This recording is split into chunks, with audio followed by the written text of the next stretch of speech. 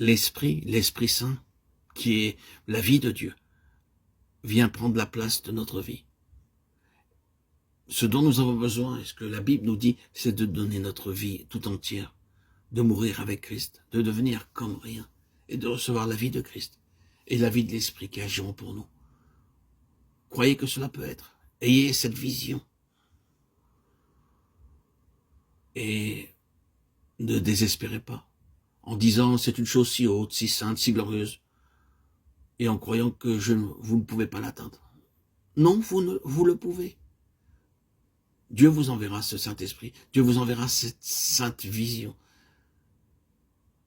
Atteindre par vous-même, c'est un fait, vous ne pouvez y atteindre. Mais si vous croyez que Dieu désire, à cause de son amour éternel, vous accorder du haut du ciel et d'une façon surnaturelle la puissance du Saint-Esprit, alors Dieu vous accordera plus que tout ce que vous pouvez demander ou penser. Ayez cette foi puissante, que vous pouvez recevoir le Saint-Esprit. Il est possible de vivre chaque jour conduit par le Saint-Esprit. Dieu répand son amour dans nos cœurs par le Saint-Esprit. Et Dieu conduit tous par l'Esprit.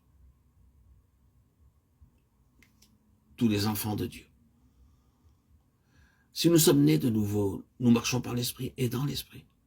Frères et sœurs en Christ, ayez cette foi inébranlable, puissante, que le Saint-Esprit vous est offert, vous est accordé.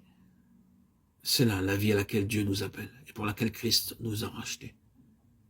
Dès qu'il eut versé son sang, Christ monta au ciel pour envoyer le Saint-Esprit à son peuple.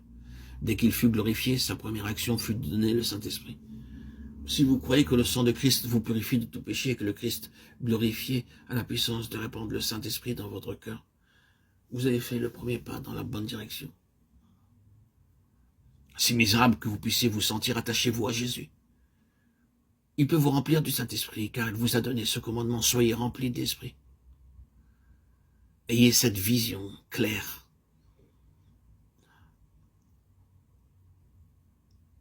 En second lieu, ce n'est pas suffisant d'avoir une vision exacte de cette vie spirituelle qui doit être vécue. Il est aussi très utile d'être réellement convaincu de notre état charnel. C'est là une leçon difficile à apprendre, mais utile. Il y a une grande différence, je vous prie de le noter, entre les péchés d'un inconverti et les péchés d'un croyant. Un inconverti doit avoir d'abord la conviction du péché, et ensuite il doit confesser son péché. Vous admettez tout cela.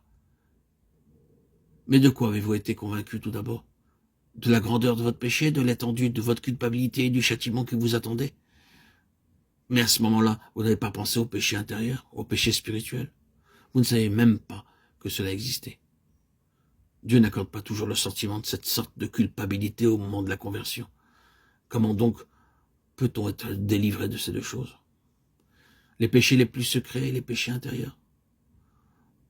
Nous pouvons en être délivrés de la façon suivante.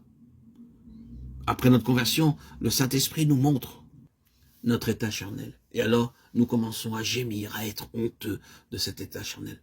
Et nous écrions, comme l'apôtre Paul, « Misérable que je suis, qui me délivrera de ce corps de mort ?»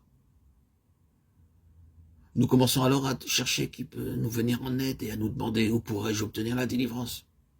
Nous cherchons à obtenir cette délivrance de différentes manières, en luttant et en prenant de bonnes résolutions. Mais c'est seulement en nous jetant aux pieds de Jésus que nous pouvons l'obtenir. N'oubliez pas, si vous désirez devenir un homme spirituel, si vous désirez être rempli du Saint-Esprit, que cette œuvre ne peut être accomplie que par Dieu lui-même. Dieu seul peut le faire.